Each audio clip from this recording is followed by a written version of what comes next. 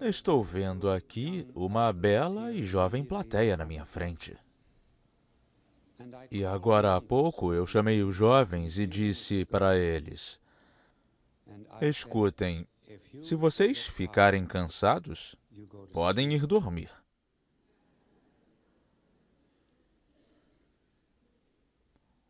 Isso vale para vocês na plateia também. Certa vez eu estava conversando na igreja e um bebê começou a chorar. A mãe então pegou a criança e saiu. Quando eu a vi saindo, eu disse: Senhora, a criança não está me incomodando, não. E ela disse: Eu sei, é o Senhor que está incomodando ela.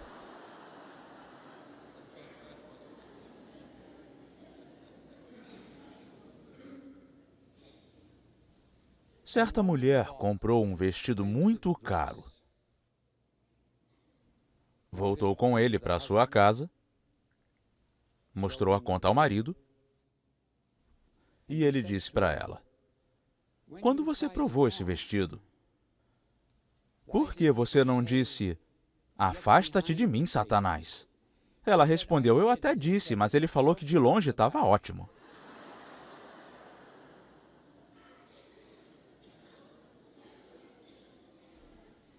Tem um homem que foi para o céu e acho que ele talvez quisesse conhecer o inferno, para saber como era.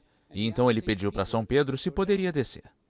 Aí ele desceu para o inferno, se divertiu bastante no fim de semana e depois voltou para o céu. No outro fim de semana, ele falou para São Pedro: Olha, eu não achei tão ruim assim lá embaixo. Posso voltar? Sim, respondeu São Pedro. E assim, pela segunda vez, ele voltou para o céu dizendo que tinha se divertido muito. Da terceira vez, ele pediu para descer e São Pedro disse: Olha, essa vai ser a última vez. Quando ele desceu lá, o diabo o colocou num dos cantos mais quentes do inferno. E ele reclamou para o diabo: Mas antes você me tratou tão bem, e esse sim, antes você era turista, agora é residente. Então lembrem-se disso, o diabo nos trata bem agora, mas quando virarmos residentes, não vai nos tratar tão bem. Tem um padre missionário que é um amigo que eu já tenho há mais de 35 anos. Ele já foi missionário na China, Coreia, Vietnã, esteve preso na Rússia. Na última vez que eu o vi, ele me contou que entrou numa igreja no Vietnã. E em meio a um grupo de crianças tinha uma menina de uns 10 ou 12 anos. Chamaram a atenção dele para a menina. Ela usava um véu cobrindo o rosto. Ele retirou o véu e me disse que nunca tinha visto um rosto tão feio.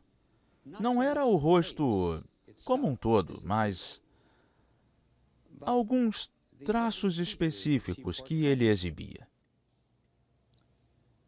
Ele não deu muita importância para aquilo, mas no dia seguinte, quando as crianças se aproximaram, ele ficou um pouco assustado com aquela menina. Ele perguntou se ela já tinha morado no lugarejo e ela disse que sim, mas não por muito tempo. Ele falou em francês e ela respondeu num francês perfeito. Conversou em italiano, em latim, mas ela nunca tinha estudado essas línguas.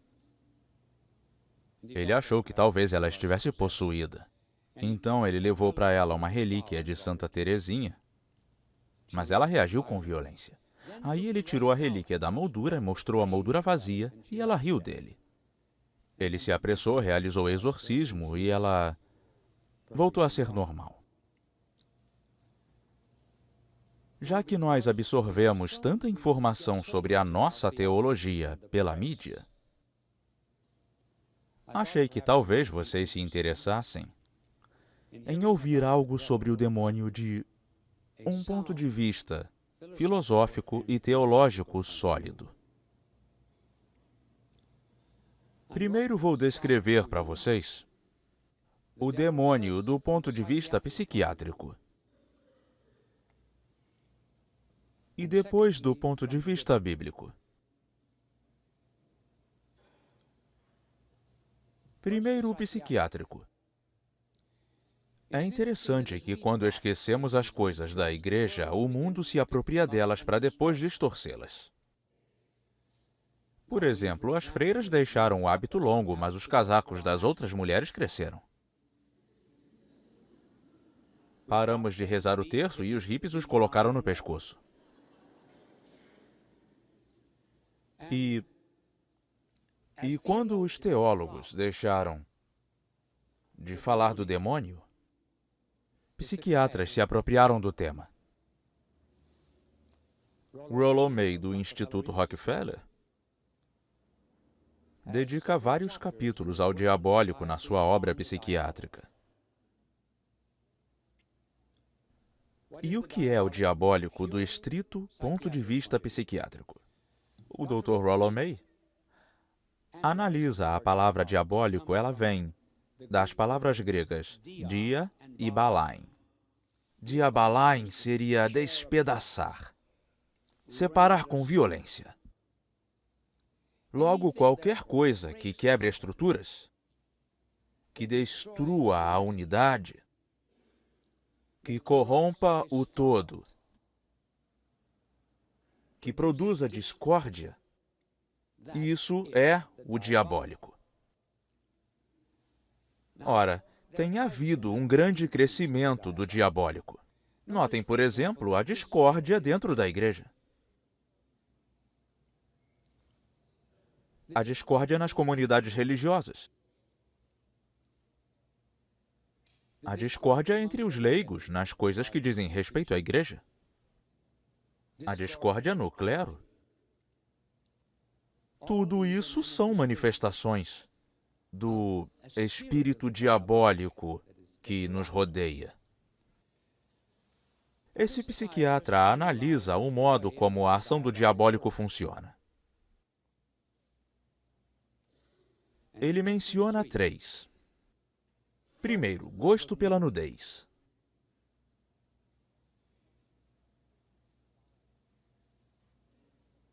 Segundo, a violência, agressividade. Terceiro, personalidade dividida, falta de paz interior, fragmentação da mente. Primeiro, o gosto pela nudez. Eu perguntei a um capelão uns anos atrás se ele havia visto alguma manifestação, qualquer manifestação, do diabólico nessa instituição que ele atendia, e disse que sim, algumas vezes na hora da comunhão tem pessoas possuídas que tiram a roupa, enquanto eu ando pelo espaço. Mas deixemos isso de lado, não é importante. Prefiro lhes apontar um exemplo do Evangelho. Certa vez, nosso Senhor Jesus entrou no país dos Gerazenos, ou Gadarenos. Vai depender da tradução da Bíblia que você estiver usando. E ele encontrou naquela terra um jovem possuído pelo demônio. O Evangelho menciona 3 características desse jovem. Primeira, estava nu. Segunda, que era violento, agressivo, tanto que eles não conseguiam mantê-lo acorrentado. E terceira, que a sua mente era confusa, esquizofrênica. Nosso Senhor perguntou: qual é o seu nome? O jovem respondeu: meu nome é Legião.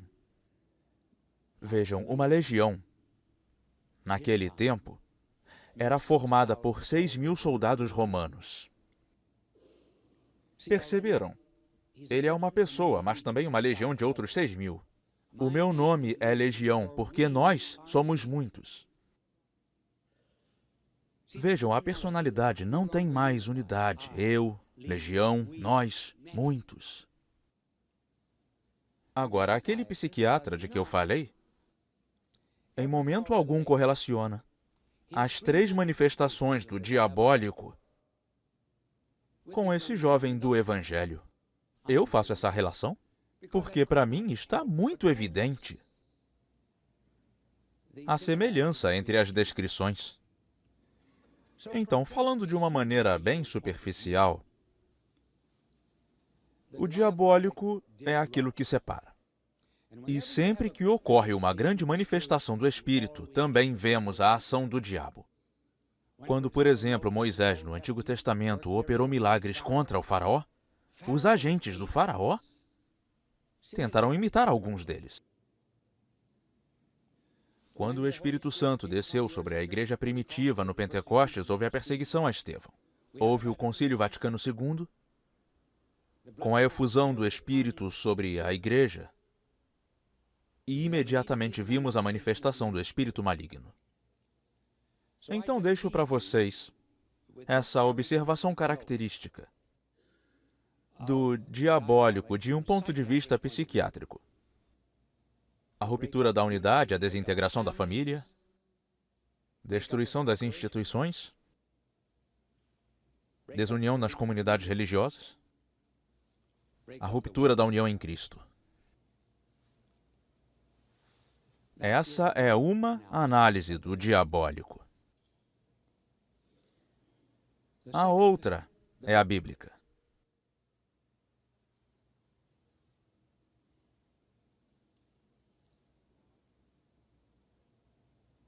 Levarei vocês agora para o capítulo 16 de Mateus.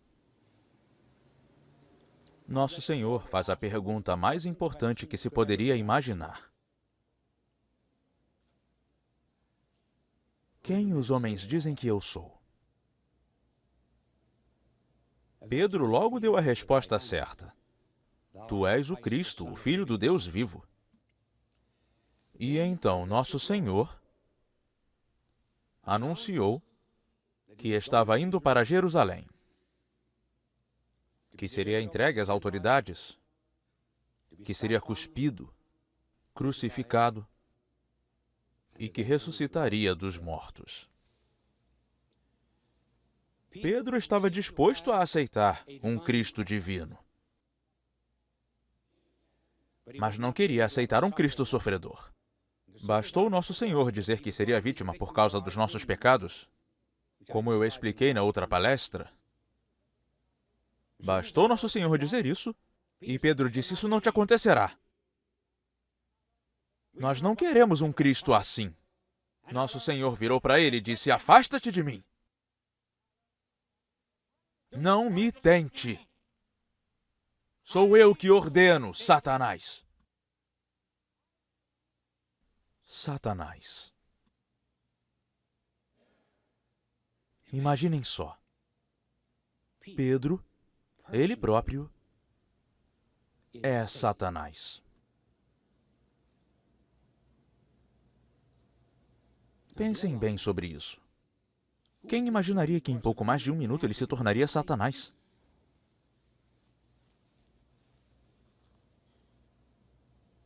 Por que nosso Senhor o chamou de Satanás?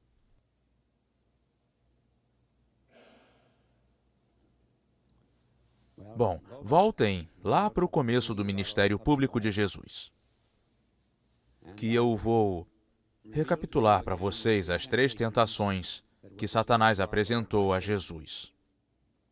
E aprenderemos dessa discussão que a essência do espírito satânico ou diabólico é o ódio à cruz de Cristo. Agora, reflitam bem sobre isso. O que é o diabólico do ponto de vista bíblico? É o desprezo pela cruz de Cristo. É ser contra a cruz.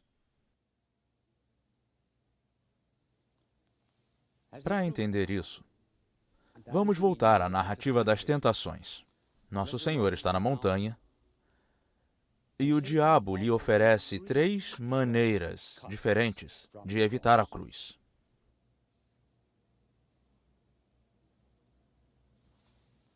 Por que ser um salvador do pecado? Quer que a humanidade lhe siga? Pois eu vou lhe dizer o caminho, falou Satanás. Você não precisa da cruz, em vez disso vou te dar 3 saídas. A primeira. Está vendo aquelas pedras ali? Elas parecem pães, você não acha? Você não come há 40 dias. Escuta, você tem que comer. O homem tem necessidade de comida e existem outros instintos. Instinto por poder, instinto por sexo. Deixe-se guiar pela vontade. Satisfaça seus apetites, como os outros homens. Mas esqueça a cruz. A primeira saída. Permissividade. Faça tudo o que tiver vontade. A segunda tentação.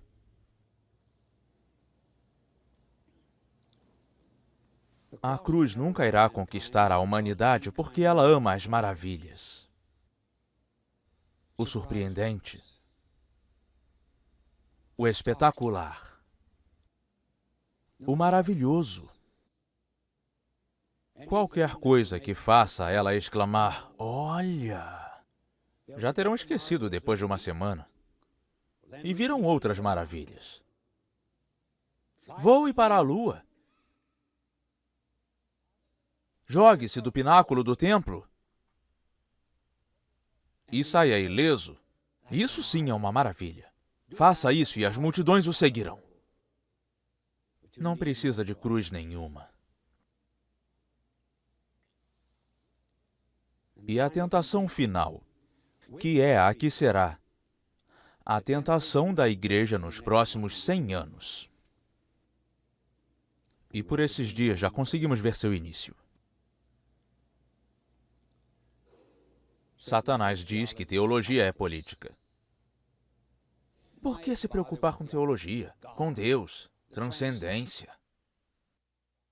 Com o mistério da redenção, a única coisa que importa é a política. É, por assim dizer, girar nas próprias mãos o globo terrestre cintilante. Satanás diz a ele: todos esses reinos são meus.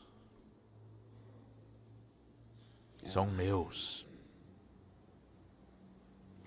E eu darei eles para você. Se você se prostrar e me adorar. Será que, pela primeira vez na vida, Satanás falava a verdade?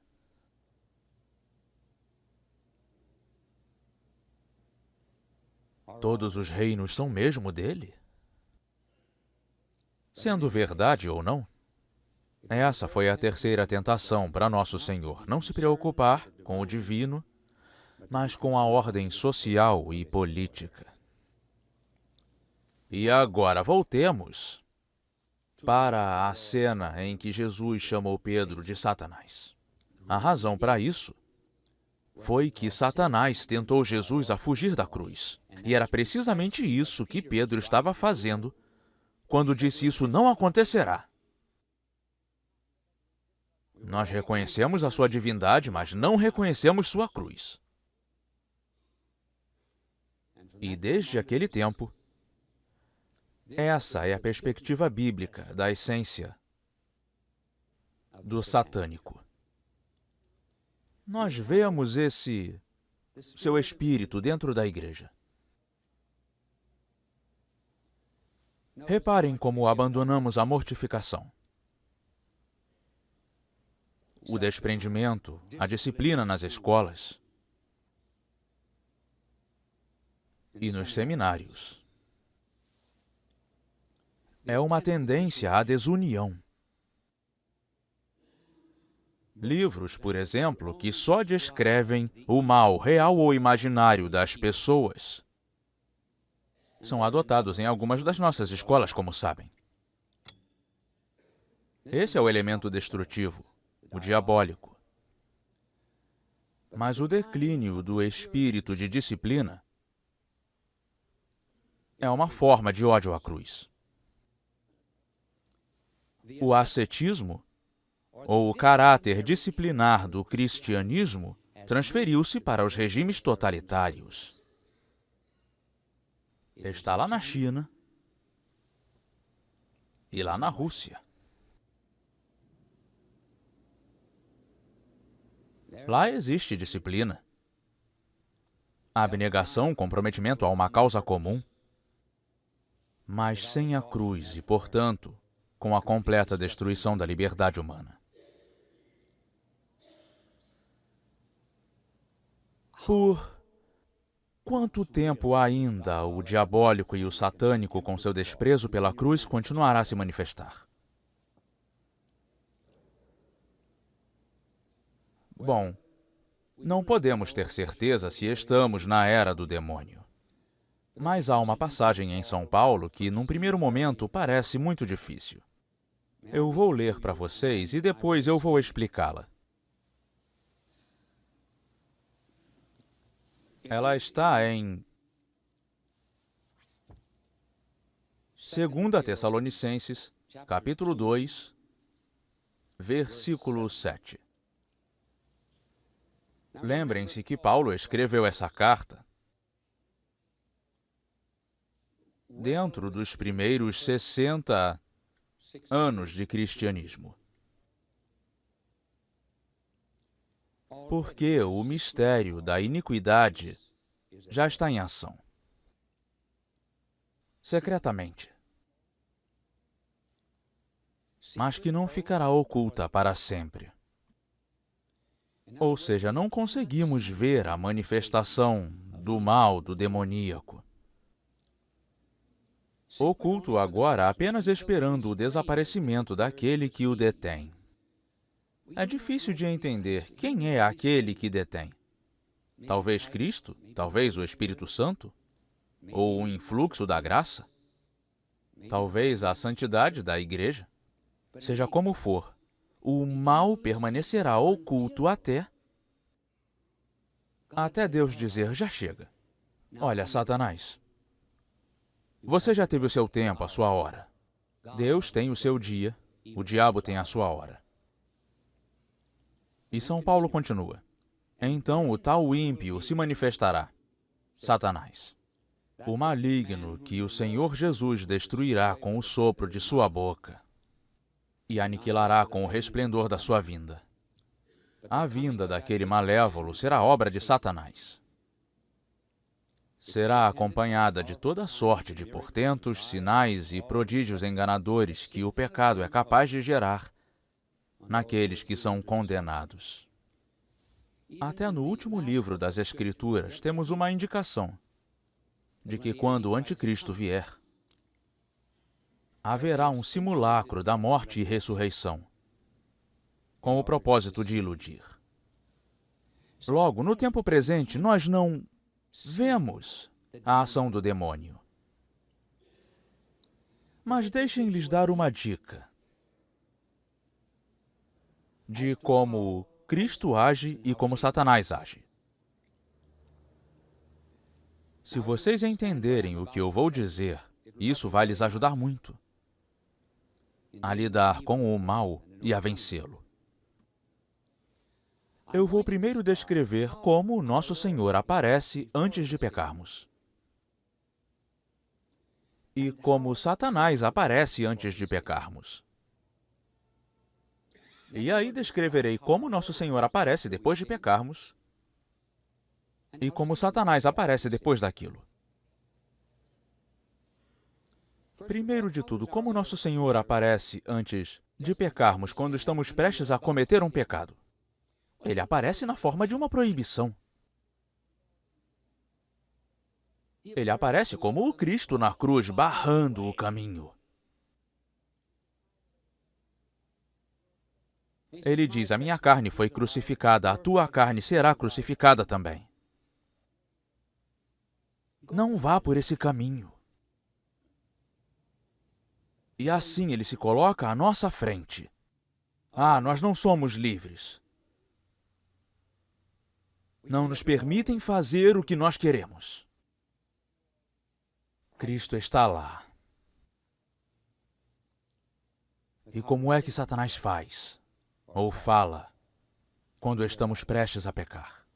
Ah, não seja bobo. Ninguém mais acredita nessas coisas. Os tempos mudaram. Você ainda é virgem? Quer dizer que nunca deu um trago de maconha? Mas está todo mundo fazendo.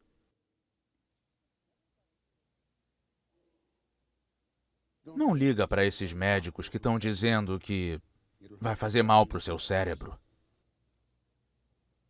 Você tem que viver. Seja você mesmo.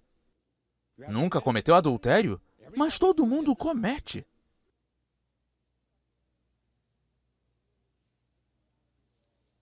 Essas ideias moralistas até podiam fazer sentido há cerca de 100 ou 500 anos. Mas agora é um mundo novo. Tenho que ser eu mesmo, tenho que ser livre.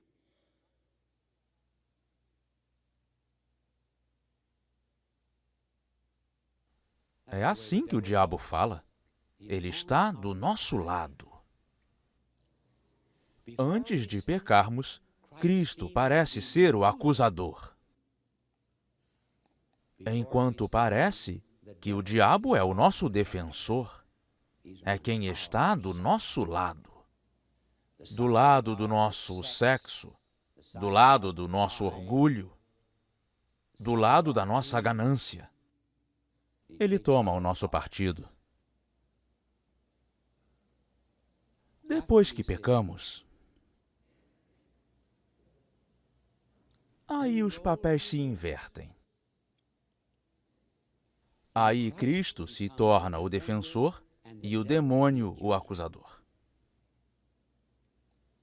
E o diabo vai dizer: muito bem, você se satisfez. Agora está preso. Não conta comigo, não posso te ajudar, é melhor desistir.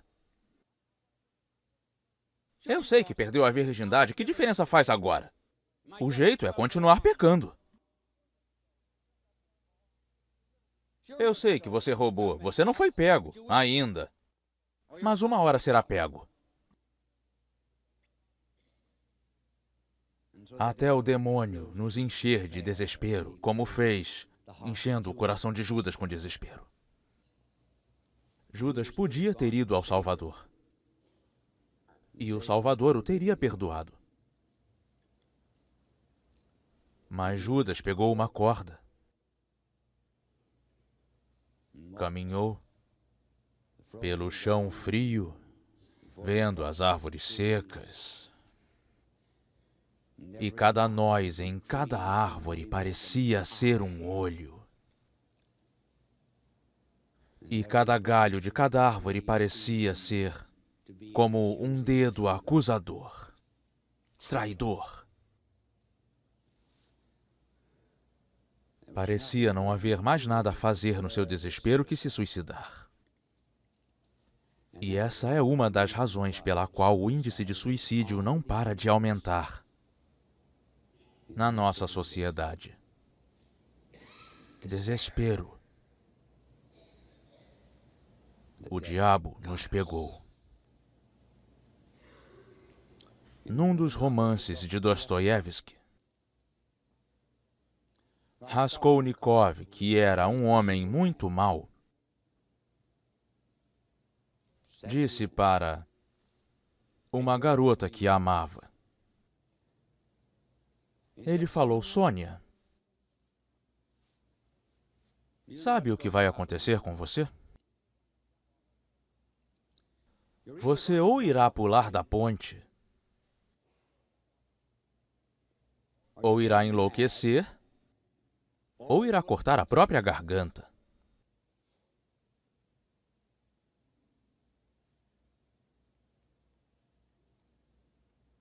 Mas não foi isso que aconteceu. Porque a Sônia pegou o Evangelho de João.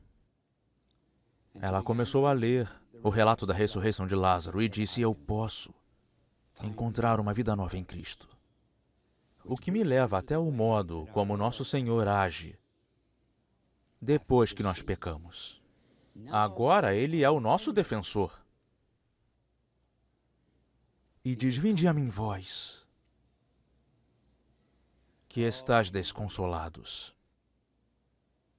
Mesmo que seus pecados sejam escarlate,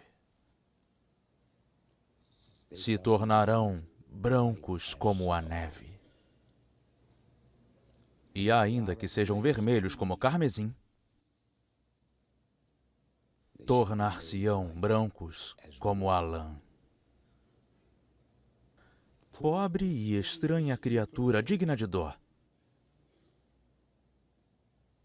Por que é que alguém deveria te amar? Como pudeste merecer?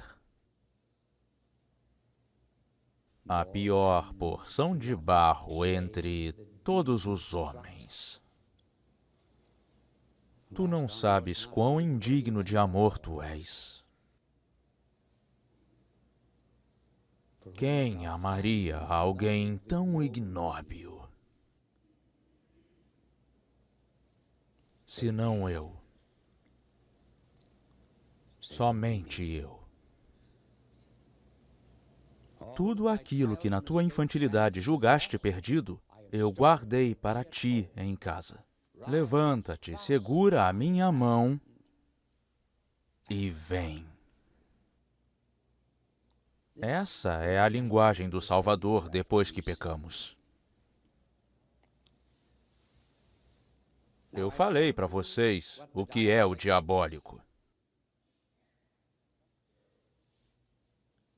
A quebra da unidade, o desprezo satânico pela cruz, pela mortificação e pela renúncia. Ou seja, o desprezo pelo próprio Cristo.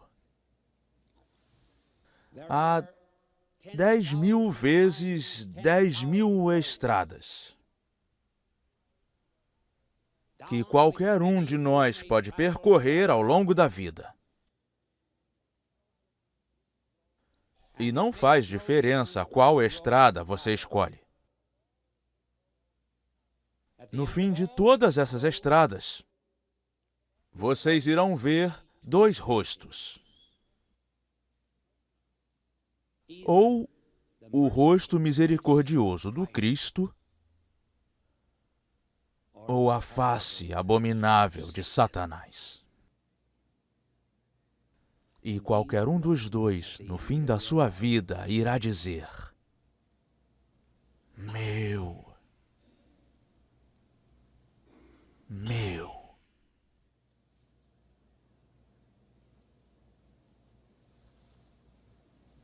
Portanto, não brinquem com o mal.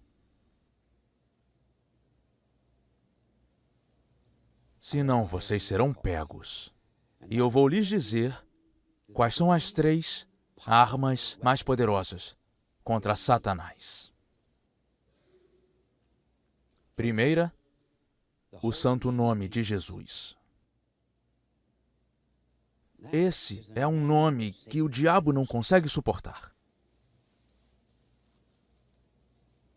Porque pelo nome de Jesus todo joelho se dobrará, nos céus, na terra e abaixo da terra.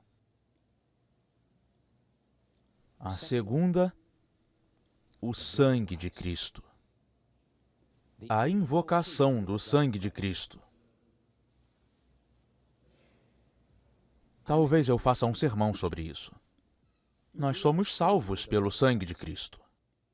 Diante da tentação, invoque o seu sangue, pois sem derramamento de sangue não há remissão dos pecados. Terceira arma, devoção à Nossa Senhora. Pois lá no começo, no livro de Gênesis, foi a semente de uma mulher que viria esmagar a semente de Satanás. Estamos, portanto, armados com essas 3 armas. O santo nome, o sangue de Cristo e Nossa Senhora. E quando você pensar no diabólico, no demoníaco ou no satânico, não se deixe desviar do caminho pelas coisas que venha a ouvir dos meios de comunicação.